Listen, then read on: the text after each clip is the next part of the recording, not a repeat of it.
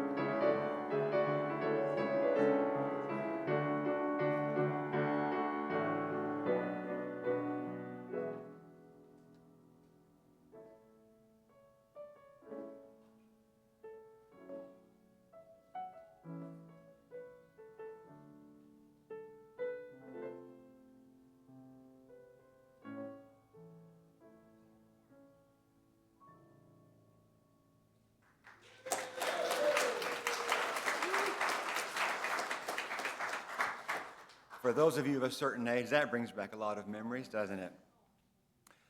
Now, I don't invite you to do that at all. Our opening words are, "It is good to be together," by the Reverend Allison Wohler. With thankful hearts, we have come together this morning to celebrate the bounty of the day, to bask in the warmth of this community, to share with friends the tides of our lives, to entertain perennially our hopes for a better future. We join together this morning, as always, to resist injustice and inequity, whenever they may be found. Our hearts are touched by the human need we feel around us, whether far away or within reach of our hand. We come here to be together because this is how we believe our lives are best lived, in questioning and in conversation, in compassion and in service, in gratitude and in joy, in companionship and in love. It is good to be together this morning. As do many Unitarian Universalist congregations, we begin our time together this morning with the lighting of a chalice. A chalice is a symbol of our Unitarian Universalist faith and represents the Unitarian Universalist Association, or the UUA. The flaming chalice symbolizes the heritage of our past, the warmth of community, and the light of hope within this church today.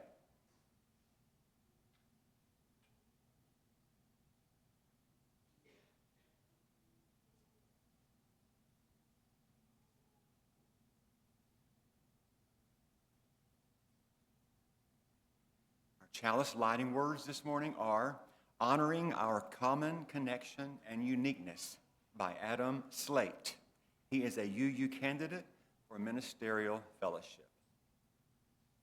We gather this morning in one community, a community united by common ideals: love, justice, diversity, freedom, mutual care, equity. Yet look around. Look at the faces of those around you. Each face represents an individual. Every one of us with our own story, needs, strengths, and faults. We light our chalice today honoring our common connection and also uniqueness that lives within us. Adjust microphone. Oh, wait, that's not supposed to be right. Sorry. I'm kidding. I'm just making sure you're listening. We can't bond in you love if you are dozing, okay? Okay, our opening hymn is what you've been waiting for, number 350, "The Ceaseless Flow of Endless Time in Your Gray Hymnal." Please stand if you are able and so moved, and join our song leader, Linda Sue Wright-Ice.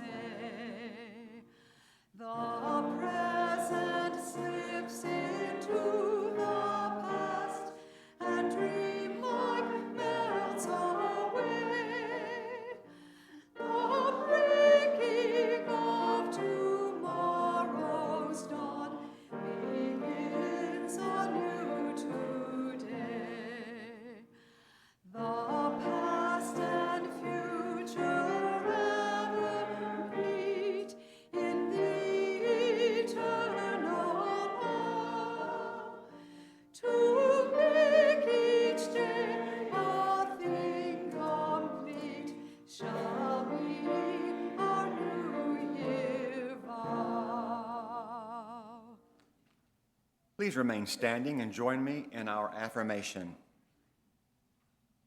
Love is the doctrine of this church. The quest of truth is its sacrament. and service is its prayer.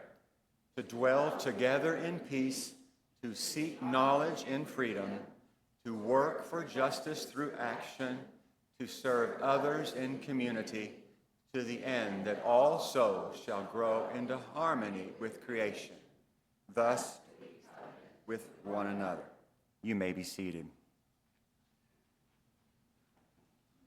Now you're invited to please come forward if you are young at heart or would like to have a close-up view of our Time for All Ages, presented by our Director of Lifetime Radical Exploration, the sparkling and ebullient Nikki Kennedy. Yay! Afterwards, we will sing the children back to their seats with hymn number 402, From You I Receive, which is found in your gray hymnal.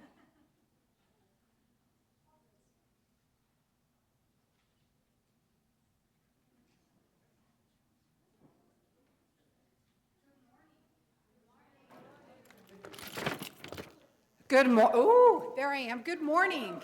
We were having a little technical glitch, and I'm going to snake through here if you don't mind. Technical difficulties. That is correct, Roman. Good morning. Good morning, good morning, good morning. I am so happy to see all of you guys. New friends, hi, Rust. Aw, thank you, buddy. I'm happy to see you. I've missed you. I heard you got to go visit your grandmother, that you had fun. You're going to sit with me? Okay, I love it. So I have a story for you this morning. How many of you have ever planted something? Like in the garden, maybe to grow? Yeah? Adults, come on. I know, okay, thank you. Thank you, adults, thank you. So have you ever planted something that you got to eat after it grew? Did it taste a little bit better than what you bought at the store? Maybe it was fresher. I get some thumbs up, I get some head nods. Maybe it was fresher. You get to taste the success, Roman. You're exactly right. You got to taste the success. Exactly. I like to grow vegetables in my garden, and one of my favorite vegetables since I was a kid to grow and to eat are carrots.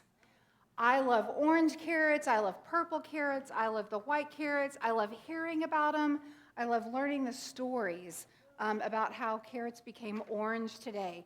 That's a story for another day. Today I want to talk with you about a farmer. So there is a farmer, and he was a carrot farmer because, hello, it's a carrot. And he nourished these carrots, and he fed them, and he watered them, and he kept the weeds out, and then it was time to harvest them. And a harvest season is just like, you pull it out because it's time to eat it. But there is one carrot that was bigger. I mean, not like a little bit bigger. I mean, it was huge because he had been nurturing and growing it for a long time. And it was bigger than the other carrots, right? The other carrots were okay. They were all different shapes and sizes, but this was one big carrot.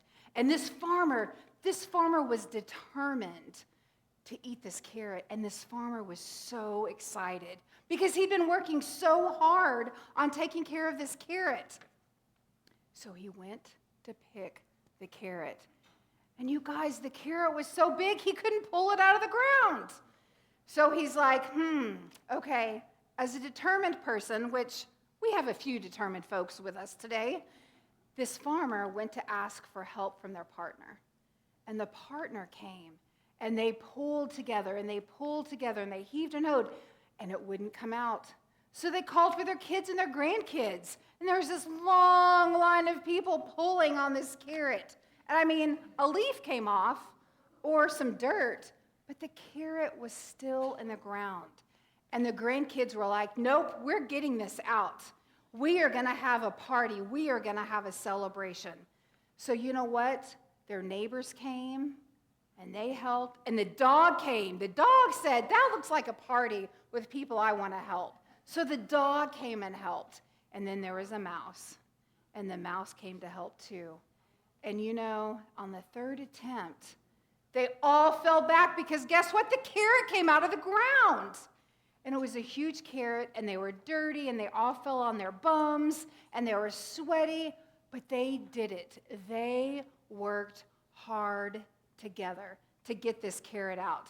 And you know, they were super excited because it was a big carrot. So they had carrot soup, and they had carrot chips, and they had carrot sticks, and they had carrot pie.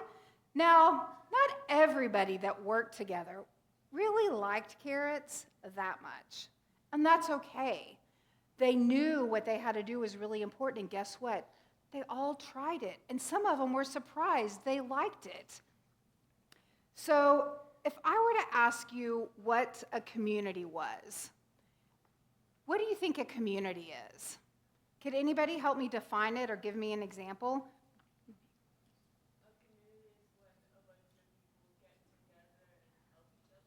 Yes, thank you, Mia. A community is when people get together and help each other out. Absolutely. Anybody have anything else they want to add about a community? Or maybe an example?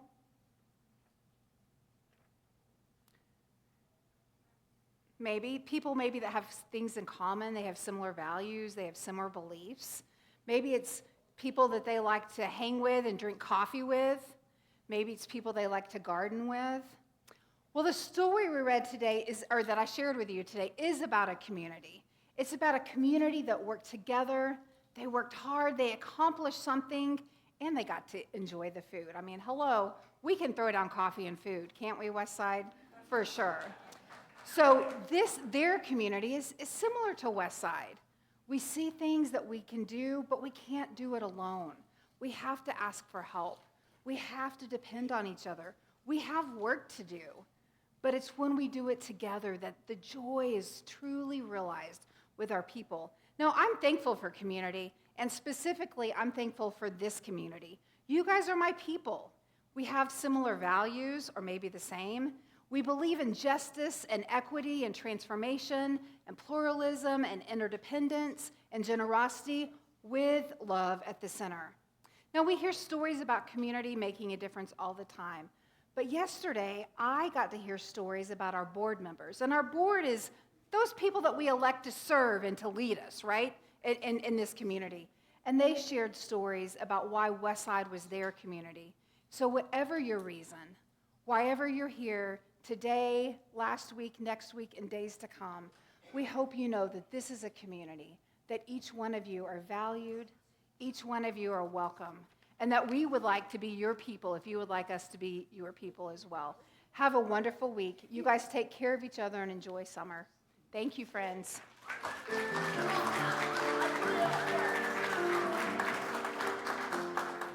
From you I receive, to you I give.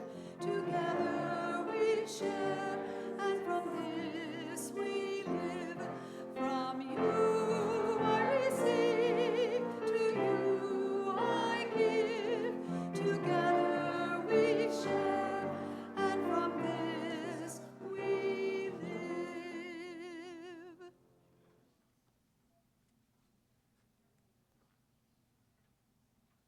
Good morning. I'm Debbie Rake, one of the Pastoral Care Team Associates. In our community here at Westside, we make time each week to share pieces of our lives with one another. We do this because each person in this community has value. Members of the team can be identified wearing a Pastoral Care Team badge. Please submit your joys and concerns to the team by completing one of these orange forms, which you can find out by the welcome desk, or email us at pastoralcare@westsideu.org, or just contact any member of the team. The other current members of our team are Carol Kappa, John Fisher, Barbara Crotty, Barbara Garland, Lisa Franey, and Jane Hardwick. Would the members of the team please raise your hand so our congregation can see who you are? Thank you. We share our concerns with one another today, knowing that sorrows come into each person's life, knowing that together we offer comfort. As I read your concern, would you please stand or raise your hand so all can know who you are? This one is from Kelly Ryan. I'm from Kerrville, where it is flooding, and it's raining there, heavy again. Please send prayers. We also share our joys with one another, knowing too that joy comes into all our lives, knowing that together our voices can rise in a chorus of celebration. And again, please stand or raise your hand. We have two joys. The first one is from Reed. She says, Charles Bills had successful surgery on Tuesday to remove his cancerous colon using laparoscopy and a robot. Charles's siblings are taking turns helping with his aftercare. So that's wonderful to hear that he's doing okay. Second joy is from all of us. Yesterday, our board of directors met. The board are the people the community of Westside has elected to lead.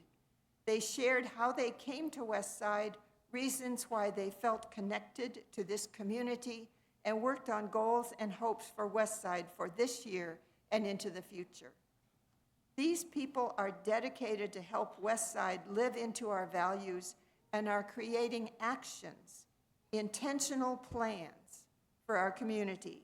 Today, we celebrate with joy leaders of Westside and look forward to opportunities to learn and share and grow together. Some of our board members are here today. Would you please stand? These are some of our board members.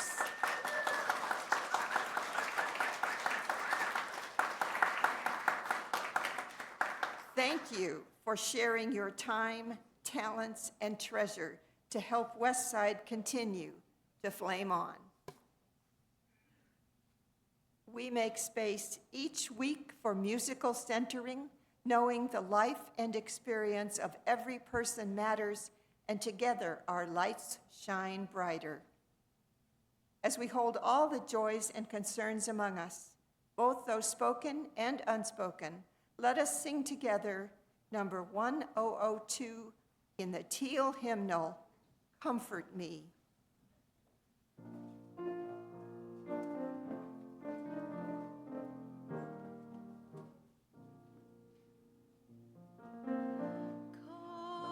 Comfort me, comfort me,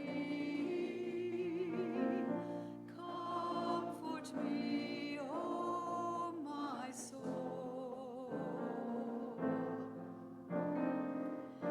Comfort me,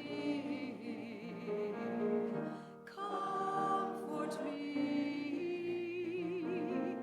comfort me, oh my soul. Sing with me, sing with me, sing with me, oh my soul. Sing with me, sing with me, sing with me, oh my soul.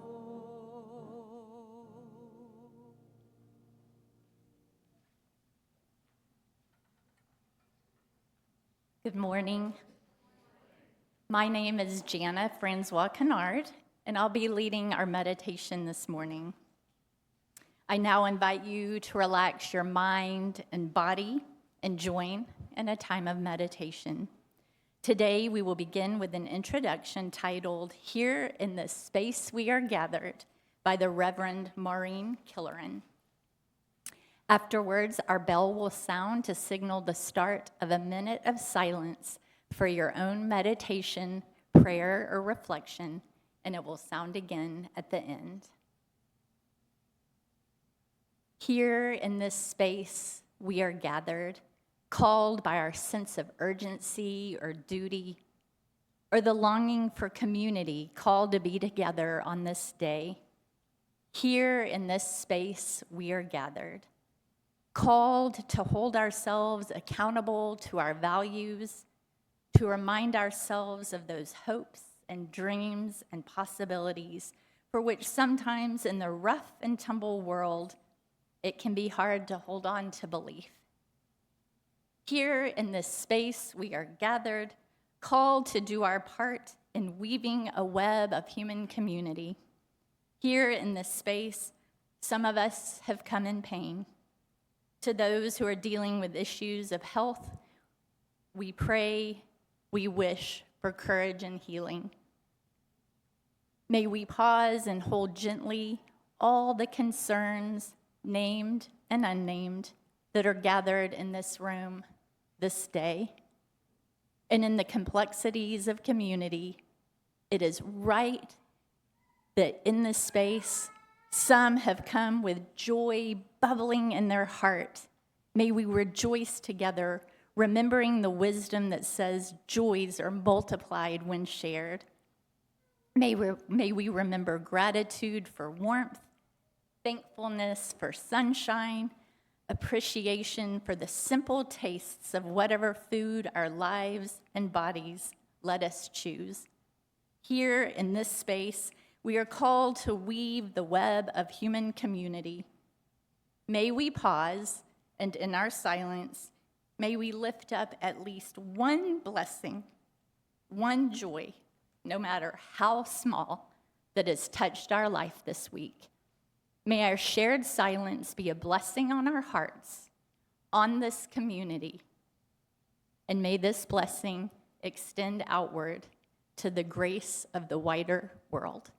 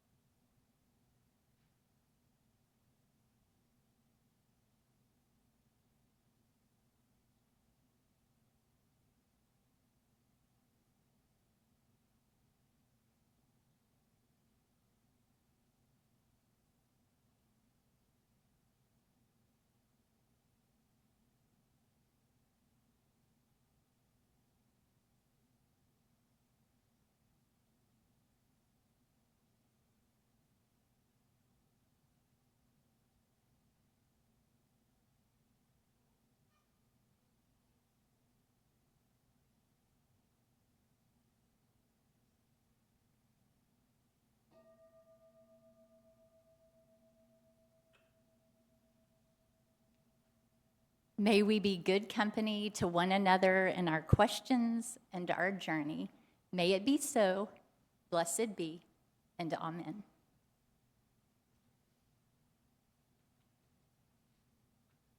Thank you, Jana. Here at Westside, we practice the UU faith in a variety of ways. One of those ways is by giving 100% of the gifts of our weekly collection, unless otherwise designated, to support organizations who carry out our transcendent values of compassion, justice, and equality. In the light of the recent tragedy and great loss in the Hill Country of Texas, we are inserting a fifth Sunday one-time plate offering this week.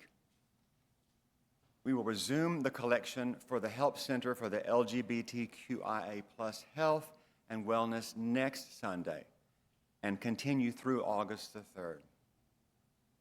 Our hearts go out to those who have been impacted by the devastating flooding in the Texas Hill Country last weekend.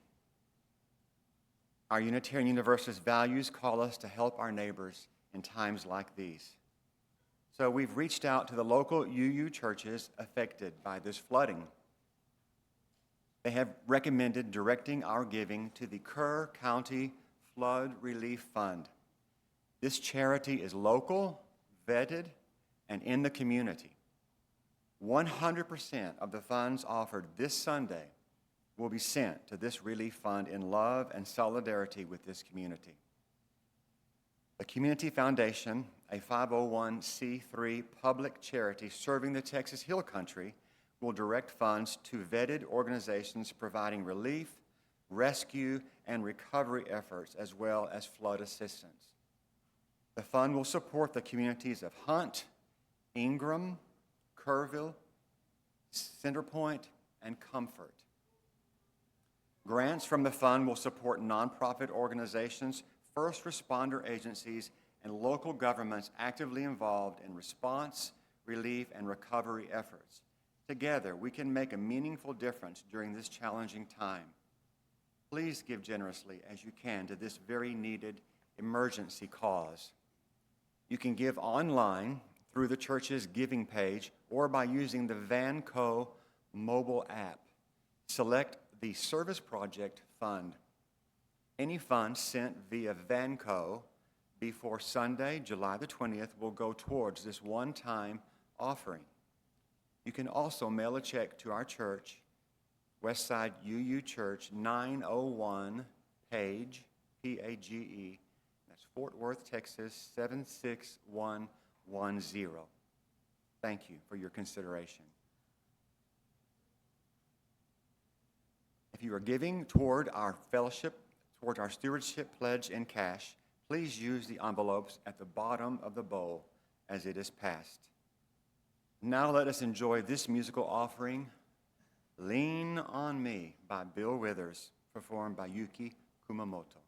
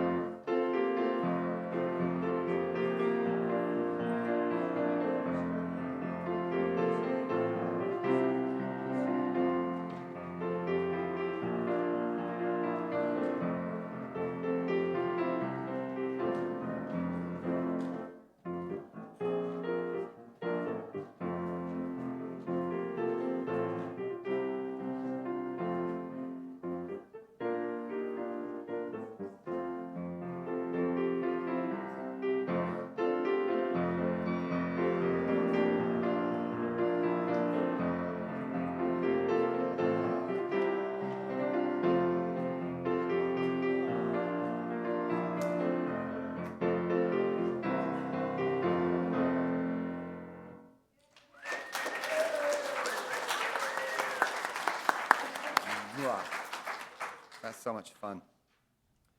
We thank you so much for putting into practice the spiritual virtue of generosity. Our giving connects us to the wider web of our community, and thank you also for keeping your stewardship commitment current to keep our congregation's important work going. Okay, we have probably all heard people say, finding their tribe, right? In some sense, that is what we have done here at Westside. I know I have. We have found our tribe. We all need to feel like we have found a place to belong. Russell will do his best to talk about finding our people and increasing our influence this Sunday morning. And now, our friend and minister emeritus and all-around good guy, the Reverend Dr. Russell Ellivan.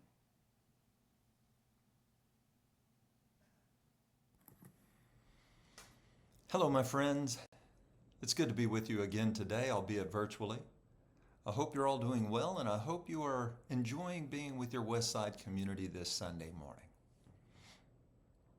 I've been thinking quite a lot lately that the whole world seems to be meaner and angrier these days. People seem more aggressive these days. People seem to be more confrontive these days. These days, people seem less willing to apologize or admit that they've made a mistake. And it all seems to be getting worse from my point of view. There are exceptions, of course, times when we seem to care less about who people might be and more about what they might need. But the times when we seem to be kinder to one another and come together as a human family are often very bad times when something has occurred. Like all of you, I'm stricken with sadness with what has happened with the flooding in Central Texas.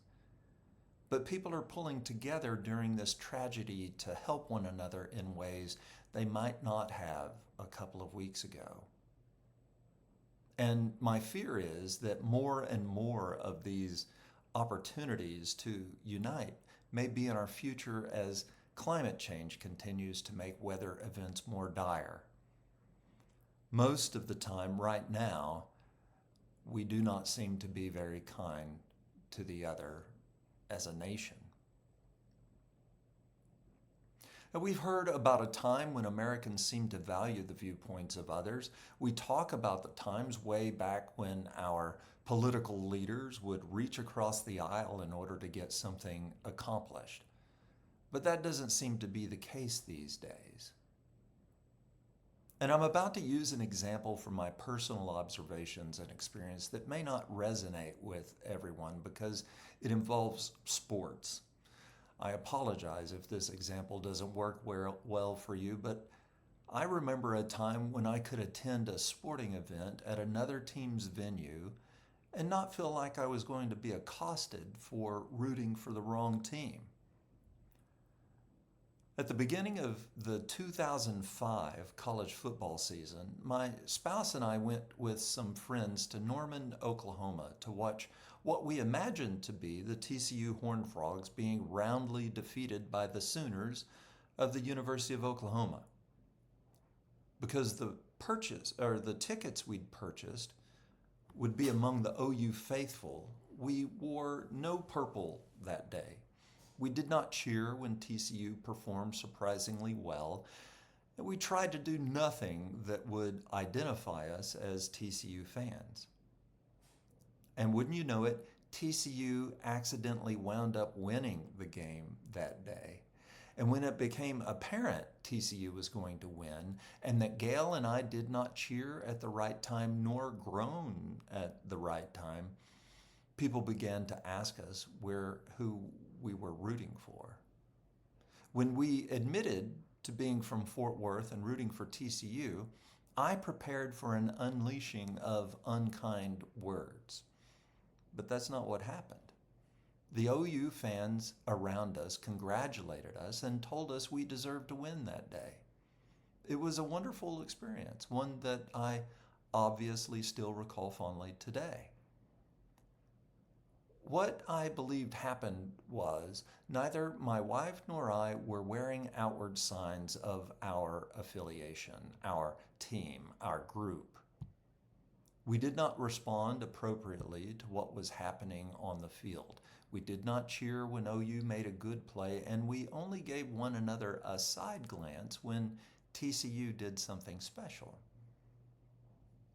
Once one nearby OU fan figured it out, others quickly became aware that the two of us were not part of their group, that there were interlopers among them. All of this makes sense. We are basically programmed by our evolution to seek out others who are similar to us, to figure out who our friends are and who might be our enemies. It was necessary for our survival. And here's something else I was thinking about the other day. You may find this interesting that I have time to think about this, or you might find it sad that I spent some of my time thinking about this. But I have noticed over a period of time that people seem to be much more aggressive in their car driving behavior. People drive too closely to me, they drive faster than the law allows, and their frustration levels seem to be very low. My car is just a tool to me. It gets me where I need to go in a reliable manner. That it gets very good gas mileage is a big selling point for me. I like the car. It's nearly 10 years old, and with only 60,000 miles on it, I see no reason to get rid of it anytime soon. But I've noticed that even though I drive the same way in my wife's car, people do not crowd me as much, nor do they seem as frustrated by my following the speed limit. Gail drives a small sports utility vehicle, like it seems most people do these days. I drive an older model Prius. And I started to wonder if some of the aggression I have seen from other drivers over the years has to do with what I'm driving rather than how I'm driving. So I Googled Prius car owner reputation and learned some things I did not know. Perhaps many of you already knew this, but there are some people who believe others who drive Prius cars are elitist, and their car choice is a virtue signal to the wider community that they are better people, that they care more and will sacrifice for the greater good. In fact, there was also a video recommended to me that explained this Prius bias in great detail. And even though it was a bit over the top, and even though it was mostly tongue-in-cheek humor, the video said a Prius driver is usually a white guy with thick-rimmed glasses and liberal attitudes with vegan tendencies. And I said, hey, that's me. I resemble that remark. But it also says to some people that I'm not like them at all. That whatever they believe about Prius drivers tells them we are in different groups. And in today's political climate, where we no longer reach across the aisle to accomplish things, often when we are believed to be of a different group, we are automatically viewed to be the enemy. And my comments are filtered through a couple of things. First, my own experience and thoughts that I've been telling you about this morning. And secondly, through a book written by Michael Morris, a psychology professor at Columbia University, titled Tribal: How the Cultural Instincts That Divide Us Can Help Bring Us Together. What Morris helped me understand is that what we are doing when trying to determine whether another human being is part of our group, or if perhaps I am a part of theirs, is the natural order of things. In fact, it is what, to a great extent, allowed Homo sapiens to survive and then thrive thousands of years ago. Morris reminded me that by all accounts, human beings we now refer to as Neanderthal were destined for posterity. They were bigger and stronger than Homo sapiens. Their brains were actually bigger than our ancestors. In hand-to-hand combat, the Neanderthal would likely come out on top much more often than not. But archaeological evidence suggests that Homo sapiens were able to do something Neanderthals could not. Homo sapiens figured out that they could not overcome Neanderthals individually. They had to cooperate together. They had to plan. They had to use their brains in a different way than did the Neanderthal. And when you know you are in a battle for survival, when resources dwindle, and you come to understand that your ability to exist depends on the cooperation of others like you, you begin to think differently. You begin to act differently. And very likely, I think that you begin to love differently. Sometimes the identifiers of our groups are very specific. You've undoubtedly heard a version of this story that goes something like this. There was once a man who walked into a bar and struck up a conversation with another patron. He asked some very personal questions as he tried to figure out who the other person was. The man who walked into the bar asked the other, "Do you believe in God?" The other man answered, "Why, yes, I do." The first man asked, "Are you a Christian or a Jew?" He said, "A Christian." "Me too," the first man said. "Are you a Protestant or a Catholic?" He said, "Protestant." "Me too," the first man said. "What denomination?" The man said, "Baptist," and the first man said, "Me too." "Northern Baptist or Southern Baptist?" The second man replied, "Northern Baptist." "Me too," the first man said. "Northern Conservative Baptist or Northern Liberal Baptist?" He said, "Northern Conservative Baptist." "Me too," the inquisitor exclaimed. "Northern Conservative Baptist Great Lakes region or Northern Conservative Baptist Eastern region?" He said, "Northern Conservative Baptist Great Lakes region." "Me too," the first man said, almost breathlessly. He then asked, "Northern Conservative Baptist Great Lakes Region Council of 1879 or Northern Conservative Baptist Great Lakes Council of 1912? He said, "Northern Conservative Baptist Great Lakes Region Council of 1912. And the first man got up, his drink only half finished, and said, "We can never be friends," as he walked back out of the bar. Now, admittedly, it's not a very funny story, but it does, I think, speak to, in some very real sense, where we find ourselves today.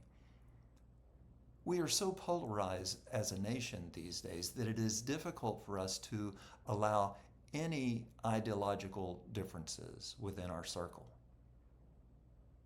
And just as our ancestors tried to find others who thought and believed as they did, the search continues today as we attempt to determine much the same thing. And in many ways, that's what Westside is for some of us. It is a place we can go where we are comfortable that most of the people here are similar to our way of thinking and doing. We believe other Westsiders would have our back if a conflict came up or if we needed help. But I wonder if our faith tradition, if Unitarian Universalism is calling us to something even higher, to be more, to think more, to be even more compassionate. By putting love at the center of our faith, I think we are being asked to do even more. We are being asked to look beyond those identifiers that we use to determine if someone is part of our group or alien to it. Our faith seems to ask us to give second and third chances out of love. Our faith seems to ask us, through love, that we not just look for outward signs of similarity, that instead we give other human beings the benefit of the doubt, knowing that we are all doing the best we can to make sense of the world. It will often be difficult, I think, to put love at the center of all we do. I know it will be for me. But that's what I believe we are called to do. And that makes sense, doesn't it? Religion should encourage us to be better, to be kinder, to stretch our muscles of love to the extent that it is our default reaction. It's a big ask. And it looks different from much of the religiosity I see portrayed on television and multimedia. But I think love is what we are called to offer the world these days. And in the end, I'd much rather be affiliated with a religion with love at the center than of others who seem to believe their way is the only way, and woe to those who do not follow. Our faith asks a great deal of us, I think you will agree. Together, let's do our best to live up to these ideals, knowing we won't always be perfect, but that what we are doing is trying to lead with love, even when the world seems to be falling apart around us. As we rise in body or spirit and join together in the singing of our closing hymn, number 360, Here We Have Gathered.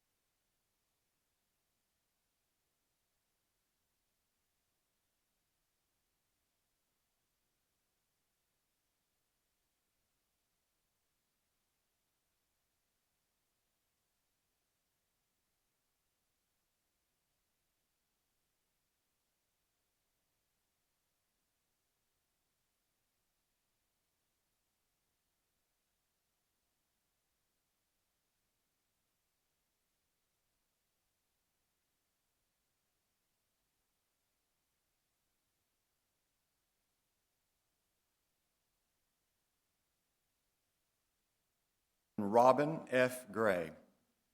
As we prepare to depart, we give voice to these hopes. May we know ourselves bound in community even while we are apart. May a passion for justice burn in our lives. May we carry the light of compassion in our hearts. and in every interaction. May we be whole in our devotion to truth and always carry the lamp of peace before us.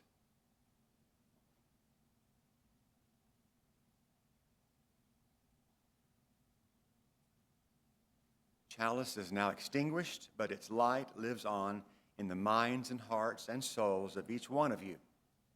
Carry that flame with you as you leave this place today and share it with those you know, with those you love, and most especially with those you have yet to meet. You are all invited to stay after the service for conversation and fellowship. There's coffee, water, and perhaps some snacks in the fellowship hall. Would you please join me in the congregational closing? Go in peace, seeking peace. Go in peace, committed to equal rights and opportunities.